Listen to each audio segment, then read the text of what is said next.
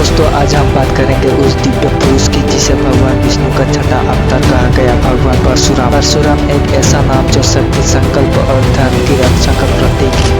लेकिन उनकी कहानी सिर्फ युद्ध की नहीं बल्कि आत्मबोध और आंतरिक परिवर्तन की भी है। ये कहानी बताती है जब क्रोध धर्म के लिए होता है वो तपस्या बन जाता है, और जब वही क्रोध अहंकार में बदल जाए तो वही शक्ति विनाश का कारण बन जाती है। परशुराम का जन्म हुआ था उस समय जब धरती पर अधर्म बढ़ गया था, क्षत्रिय में अहंकार था, बलवान लोग दुर्बलों को कुचल रहे थे। तब भगवान विष्णु ने ऋषि जमदग्नि और रेणुका के पुत्र के रूप में जन्म लिया धर्म की रक्षा के लिए। पहले कल से ही परशुराम में तेज और तप की अग्नि थी। उन्होंने भगवान शिव से परशु कुल्हाड़ी प्राप्त की और शास्त्र विद्या में निपुण हुए, परंतु साथ ही वो अत्यंत विनम्र और आज्ञाकारी भी थे। लेकिन एक दिन ऐसा आया जब अन्याय की सीमा पार हो गई। कर्तवीर्य अर्जुन नामक राजा ने उनके पिता का वध कर दिया। पुत्र के हृदय में ज्वाला भड़क उठी।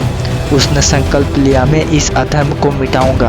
परशुराम ने पूरे पृथ्वी से 21 बार अधर्मी क्षत्रियों का संहार किया, धरती को अन्याय से मुक्त किया। परंतु जब शस्त्रों की अग्नि शांत हुई तो भीतर एक और ज्वाला उठी, अंतरात्मा की। वो सोचने लगे, क्या मैंने वास्तव में धर्म की रक्षा की या अपने क्रोध को धर्म का नाम दे दिया? यह प्रश्न उनके जीवन का मोड़ था। उन्होंने अपने हथियार रख दिए, वन में चले गए और तपस्या लीन हो गए। यही से उनकी यात्रा आरंभ हुई, बाहरी युद्ध से भीतर के युद्ध की।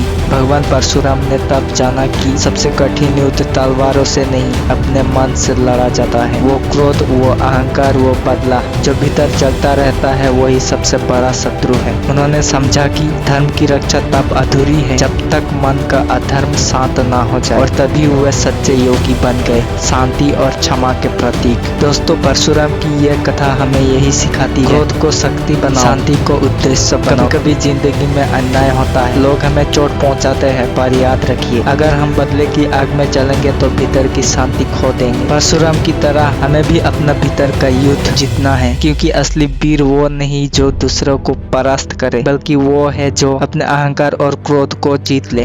तो दोस्तों, अगर जीवन में अन्याय देखें तो परशुराम की तरह साहस करो, लेकिन जब विजय मिल जाए तो उसी परशुराम की तरह शांति में लौट आओ। यही है सच्ची आध्यात्मिक शक्ति, यही है परशुराम की प्रेरणा। धन्यवाद।